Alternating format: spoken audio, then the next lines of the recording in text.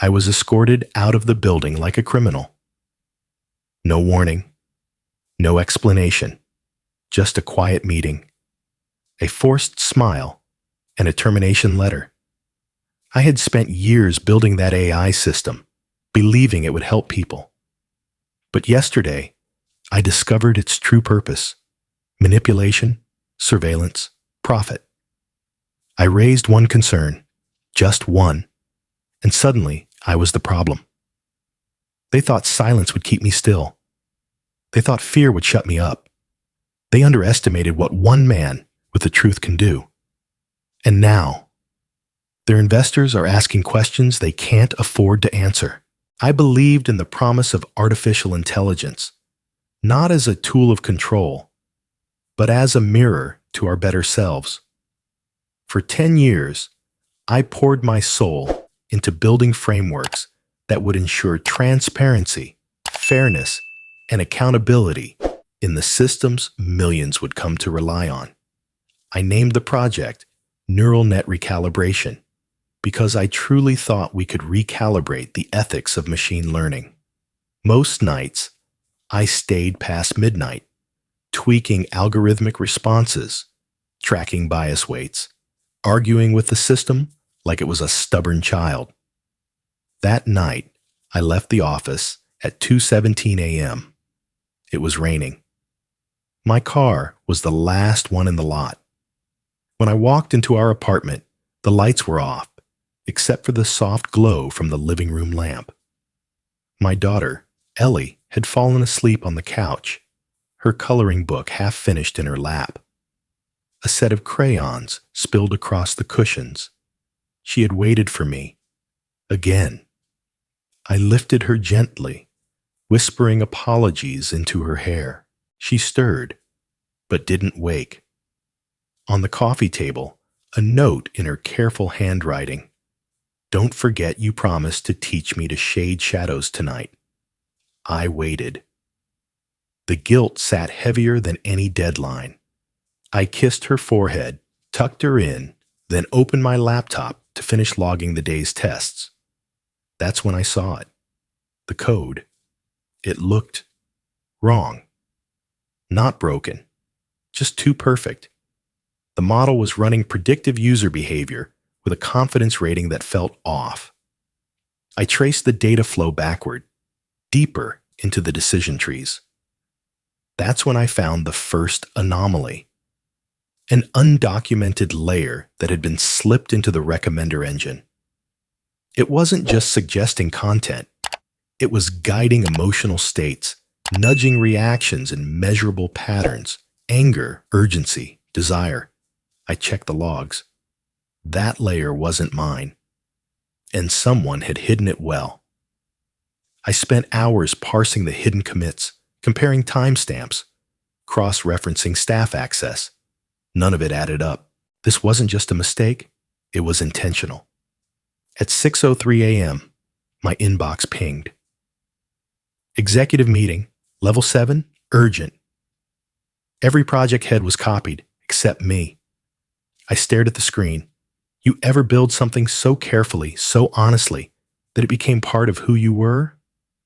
And then realize they used it against people and left your name off the list?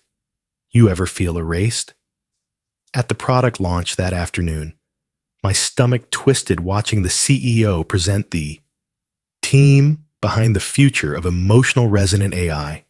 Slides, applause, smiles, no mention of my name, not one.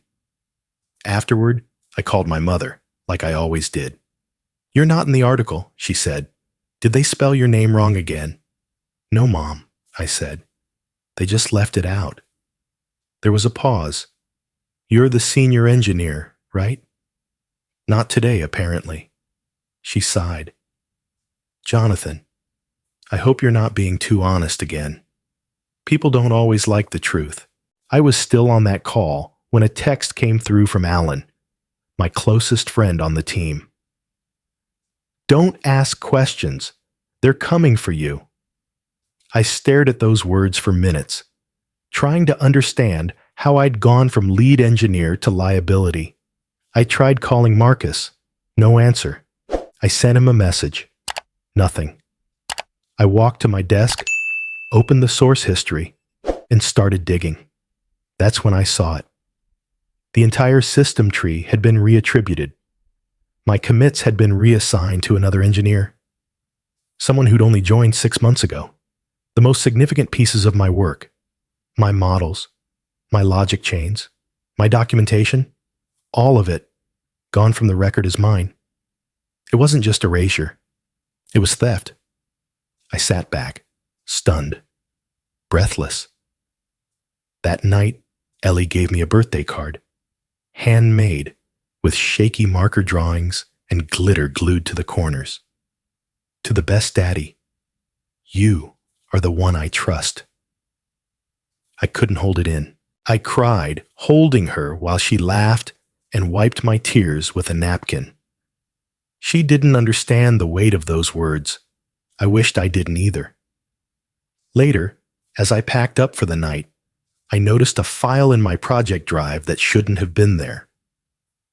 Contract F3 Investors Transfer.pdf. I opened it. It was a transfer agreement authorizing the full commercial rights of the neural net system to a third-party investment group. The document was signed, dated, and my name wasn't anywhere. I hadn't just lost credit. They'd sold it, and they'd sold it without me. I couldn't sleep that night. I kept hearing my daughter's voice. You are the one I trust, playing over and over like a promise I didn't know how to keep anymore. By 3 a.m., I made my decision. I drafted a report. Detailed, clinical, no emotion. It outlined the hidden layer in the AI system, the behavior manipulation protocols, and how it violated internal policy, FTC guidelines, and likely half a dozen ethics codes. I sent it straight to Marcus with the subject line, urgent, recalibration breach, immediate review required. No response. Not that morning, not that afternoon. Instead, I was summoned to HR.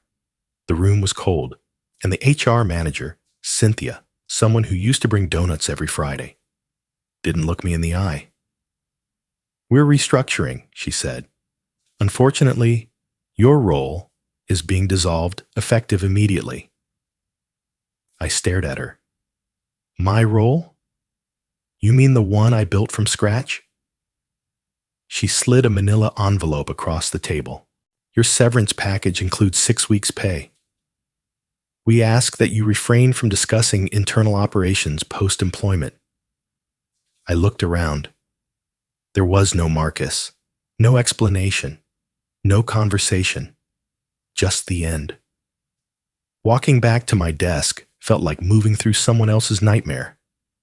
My coworkers kept their heads down. No one said a word. One guy I'd trained for months didn't even nod. I packed up my things in silence. When I opened my drawer, I saw something strange. A black USB drive with no label sitting right on top of my notepad. I didn't put it there. No one had access to my desk. I slipped it into my laptop. There was one file, an audio recording, 38 minutes long. I hit play. The first voice was Marcus, clear, confident. If he finds out what the investors are planning, he'll blow this whole thing up. Someone else asked, You want to cut him? A pause. Then Marcus again. He's too dangerous to keep. He's not one of us. I stopped the recording. Not one of us. I sat there, my hand frozen on the mouse pad, breath shallow. I remembered my first week at the company. Marcus had taken me out for coffee, told me I was the future, told me I reminded him of himself. I believed him. Now he was signing my execution. That night, I told Linda everything. She didn't interrupt. She just listened. When I finished, she stood up, walked into the kitchen, and came back with a folder. Our insurance policy.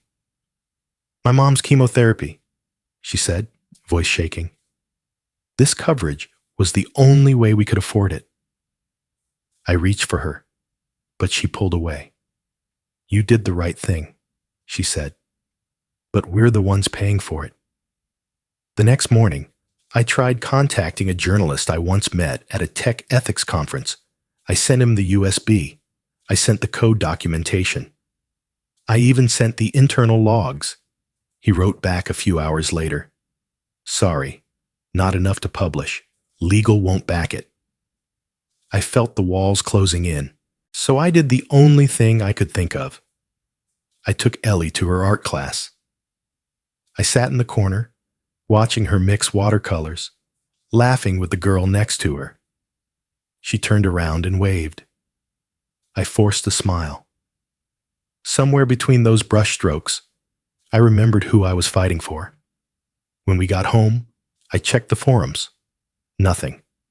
Then my inbox pinged. Private message. Anonymous account. I saw what they did to you. You're not alone. Attached was a link to a dark web message board used by security engineers. The poster's name was Ghost and Wire. I'm in the system, they wrote. I can help. But you have to be smart. I didn't sleep that night either. The next day, I started seeing strange headlines.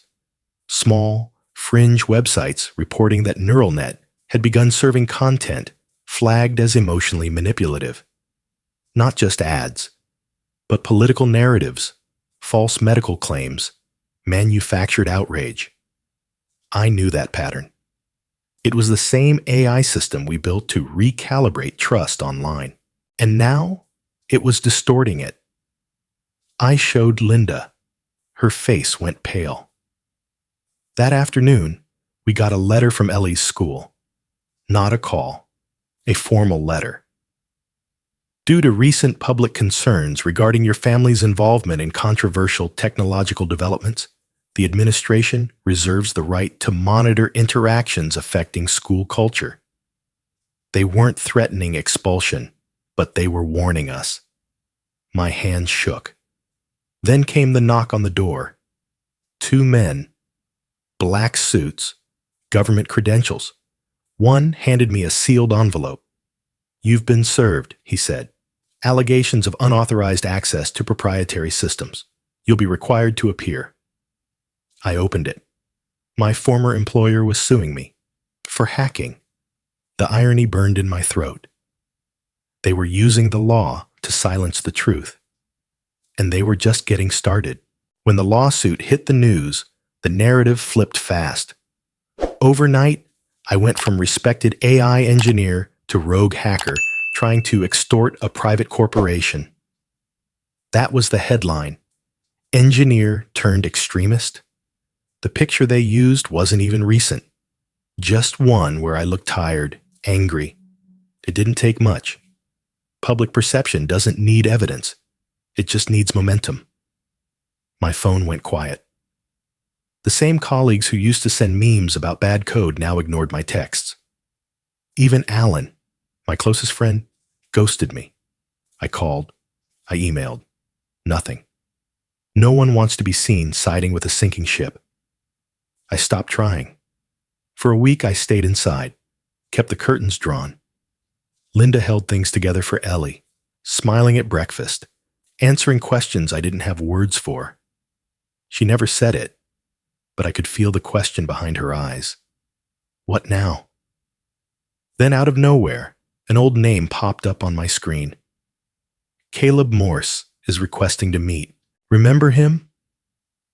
I hadn't thought about Caleb in years. We met at Stanford. He was brilliant, unfiltered, a little reckless. We lost touch after he dropped out to freelance. I agreed to meet at a coffee shop downtown. He was already there, 2 laptops open, still wearing that beat-up leather jacket from college. Jesus, man, he said, standing to hug me. They really did a number on you. I didn't even tell you yet. You didn't have to. We sat.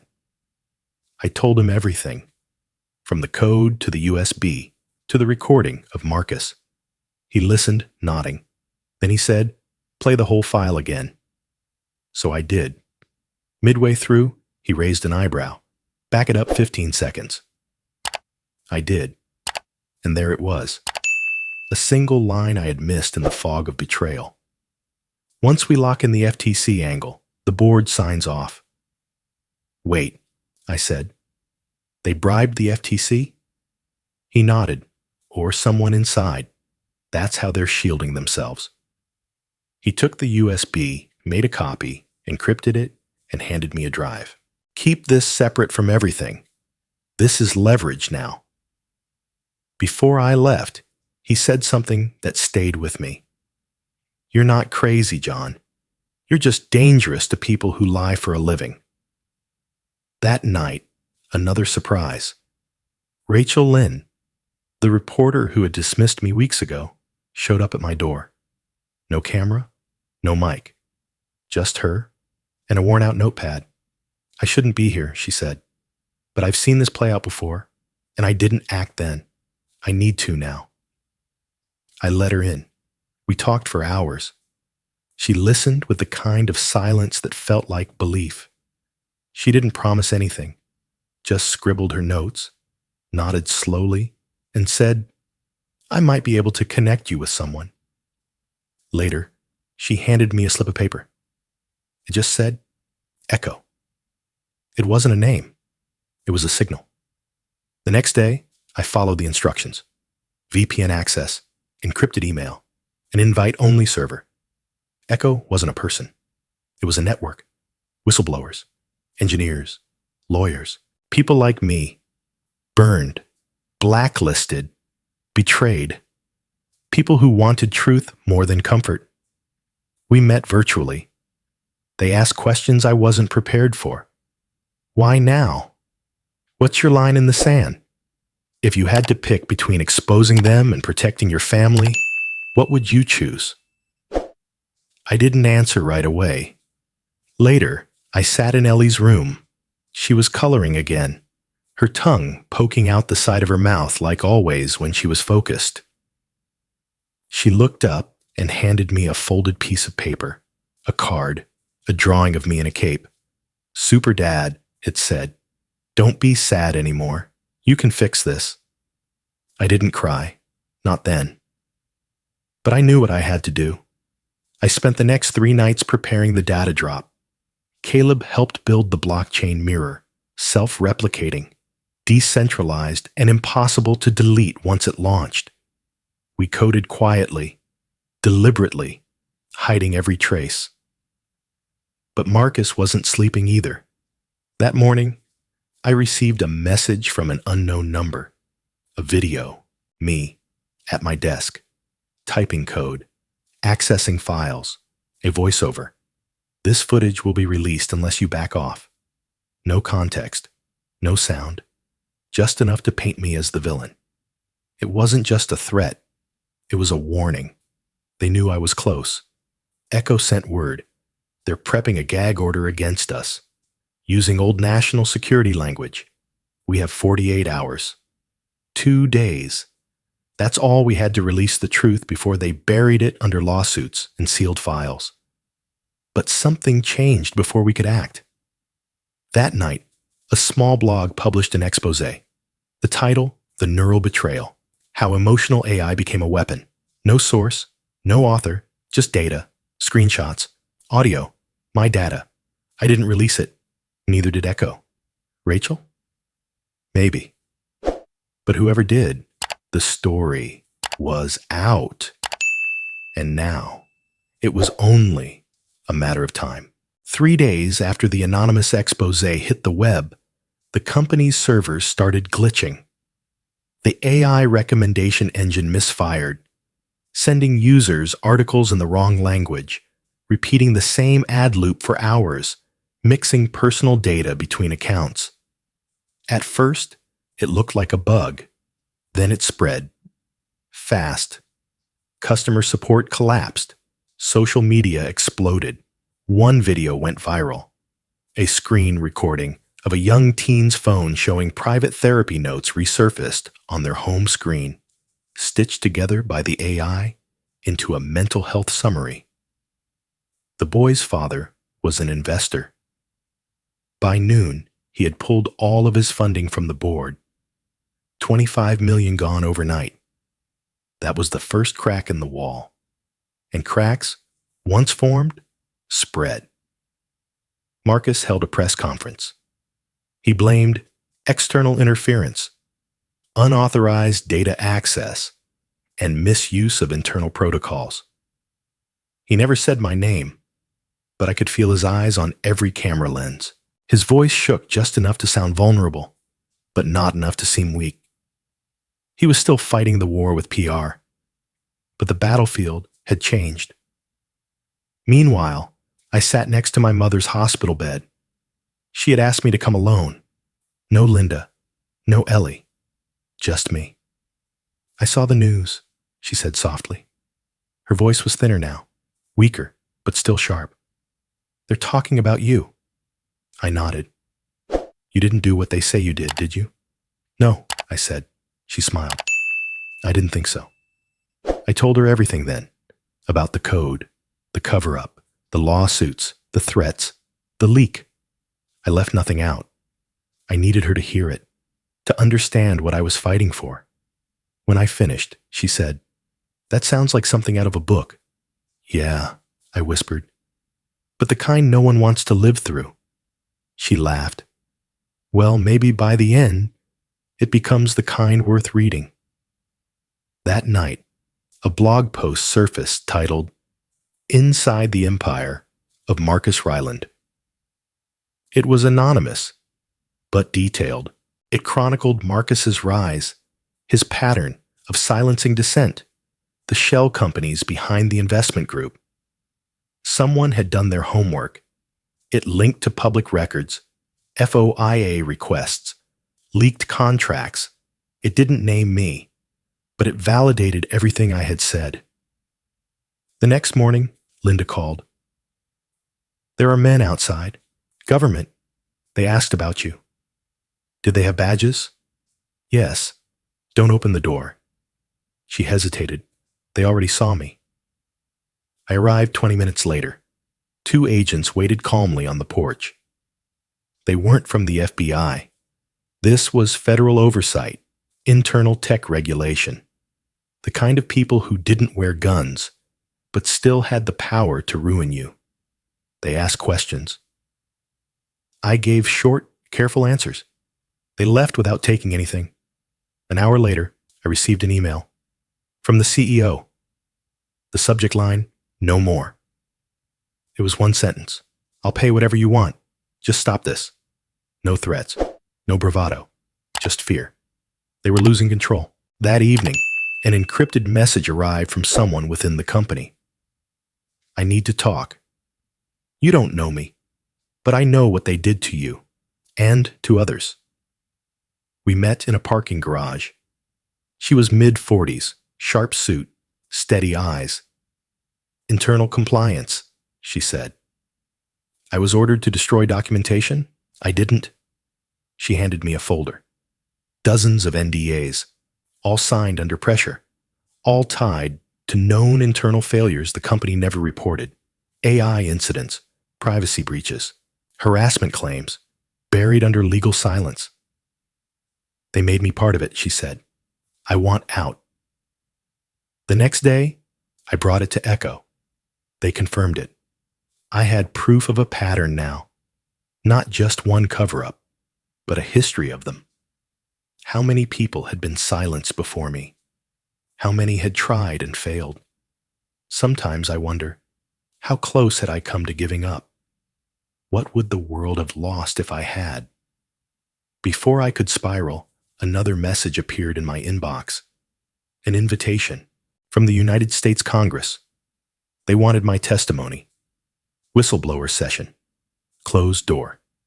The kind that shaped laws, if it didn't bury you first. Before flying out, I stopped by Stanford. Not officially, just to breathe. The lecture hall was empty. I stood at the front like I used to, when I gave guest lectures on AI transparency. I looked at the rows of chairs and imagined them full of students, bright-eyed and naive like I once was. "Ethics isn't a luxury," I whispered. It's the only thing that keeps intelligence from becoming power. 2 days later, I sat before a semicircle of suits, cameras off, microphones on. They asked questions I expected. They asked some I didn't. What struck me wasn't their curiosity, it was their caution. They knew this could change everything, or nothing, depending on how the story landed. I answered truthfully. It wasn't about revenge anymore. It was about legacy. That night, in the hotel room, another email found me. Anonymous, but familiar. I'm the one behind the investment group. We need to talk. The hearing room was colder than I expected. Polished wood, white walls, and an uneasy hush that settled over the air like dust. I took my seat at the long, narrow table in the center, a microphone in front of me, a glass of water to my right, untouched. Across the aisle, Marcus sat stiff in his tailored navy suit. He looked leaner than before, more tired, but still polished. His expression was unreadable. We hadn't made eye contact in months, not since the email.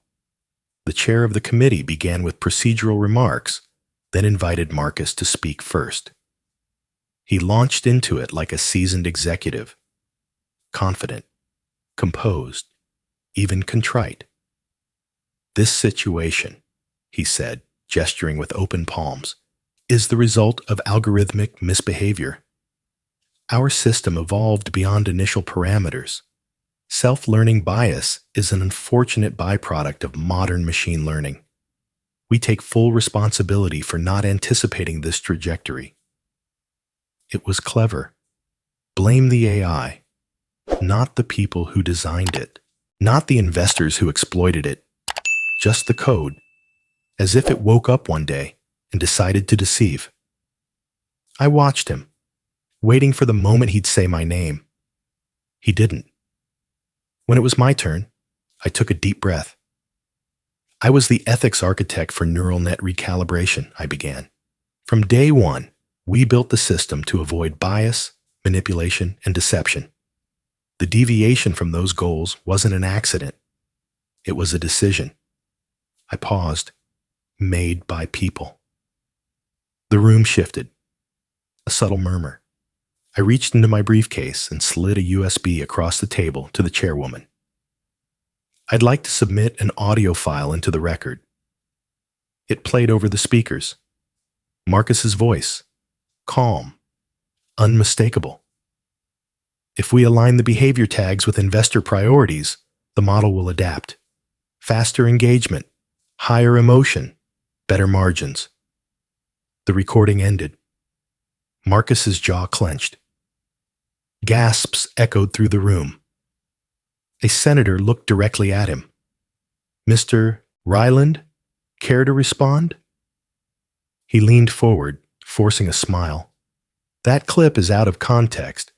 It was part of an exploratory discussion, not an implementation directive. But the damage was done. The lie had landed, and the truth hit harder. I thought that was the end of it, until a voice called out from the gallery. Excuse me, Ellie. She had stood up, holding a small piece of paper. Linda reached for her, but Ellie stepped forward anyway. My dad didn't lie, she said, her voice shaky but clear. He never lies. The room froze. Security hesitated. The chairwoman nodded gently. Ellie looked at me. I just wanted them to know. I smiled through a blur of tears. The committee reconvened after a recess. An hour later, the FTC announced an emergency motion. All AI products linked to the disputed framework would be suspended pending investigation. It was a seismic ruling. Marcus's face went pale. The courtroom emptied. Reporters waited outside. Questions flew. I didn't answer any of them. Back at the hotel, I held Ellie close. You were brave today, I whispered. She looked up. Like you. I shook my head. No, braver. In the following weeks, the legal fallout accelerated. Shareholders revolted. Stock prices dropped. Marcus resigned quietly, releasing a statement full of hollow regret. And I got to work. I launched Project Human Code, an open-source platform dedicated to ethical AI education, co-developed with members of ECHO and independent educators around the world. It offered free access to tools, simulations, and frameworks to help developers understand the human consequences of design. Our mission was simple. Never again should a system cause harm because no one taught its creators better. To my surprise, people joined. Some were allies, some were skeptics, and some were former enemies. One day, I received a message from Alan, the friend who had once gone silent. "I want to help," he wrote, "if you'll let me." He wasn't the only one. A few engineers who had rewritten my code, who had stayed quiet during my fall, began contributing patches to the project. Not excuses, just code. It didn't erase what they'd done, but it meant something. Linda found me in my office one evening, staring at the screen. "You okay?" "I don't know," I said. "I thought I'd feel more vindicated." She sat beside me. "Sometimes victory doesn't feel like winning. It just feels like surviving." I nodded. 2 weeks later, my mother passed away. I found a notebook in her bedside drawer. Inside, a short entry in her handwriting. "You've done what your father never dared. You told the truth when it cost everything. That's real courage. I'm proud of you." I sat there for hours, reading it over and over. At her funeral, I didn't speak. I couldn't. But afterward, I wrote a blog post, a reflection. Forgiveness is harder than truth, because truth demands sacrifice, but forgiveness demands understanding. And sometimes, it's the only way to make peace with a world that rewards silence. It went viral. That same week, a whistleblower inside a major tech firm released a new set of documents. They revealed another AI system, built with similar manipulations, now being rolled out internationally. The leak was signed only JP. I hadn't done it, but someone used my name, or someone wanted me to know they'd been inspired.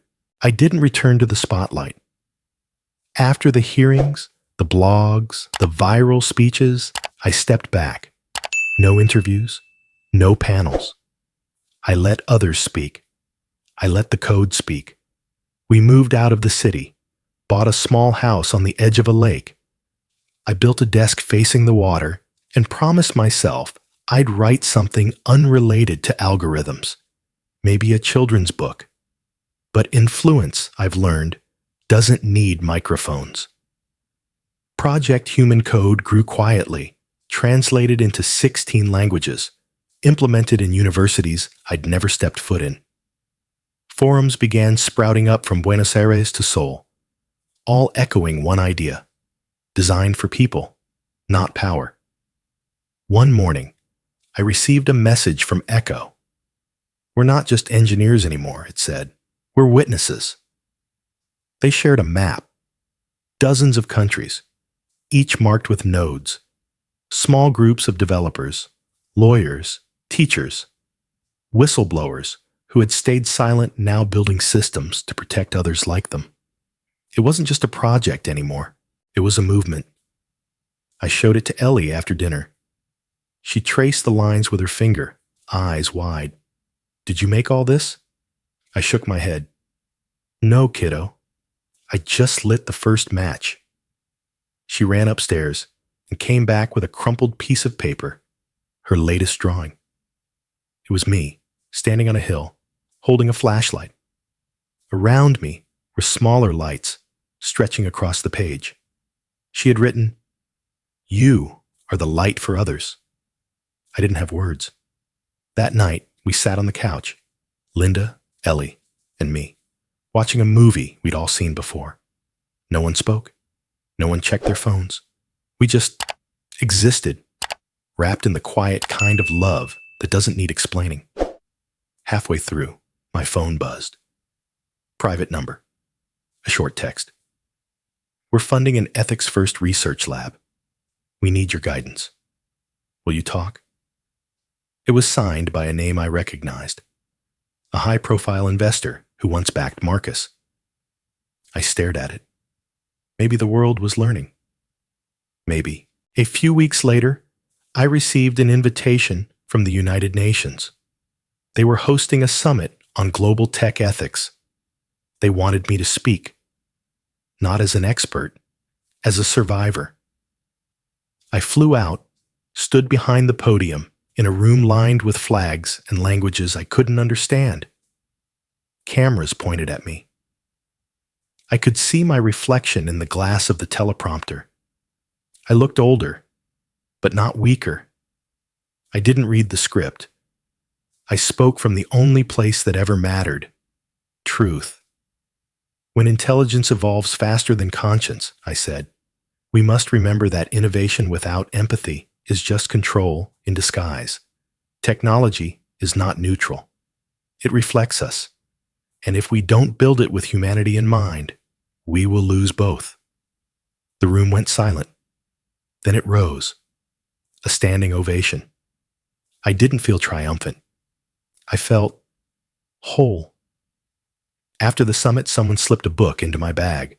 A memoir. Its author? Marcus Ryland. I almost threw it away, but curiosity won. Near the end, one sentence caught me. I destroyed the man I feared most, not because he was dangerous, but because he was right, and I couldn't afford to be wrong. I closed the book. For the first time, I felt no anger toward him, only clarity. One morning, I returned to the city, just for a walk. I passed the old office, shuttered now, windows dark, a for lease sign taped crookedly to the door. I stood across the street for a long time. I didn't miss it. Not the title, not the chair, not the long nights. What I missed was who I used to be before I learned how far people would go to silence the truth. If I could go back, if I could change the moment I hit send on that first email, would I? No, because I'd still want Ellie to grow up in a world where telling the truth doesn't destroy you. That night, I tucked her in. She was already asleep, breathing softly, clutching the flashlight toy I'd once given her. I leaned down and whispered, this time I didn't have to lose everything, because I won the right way.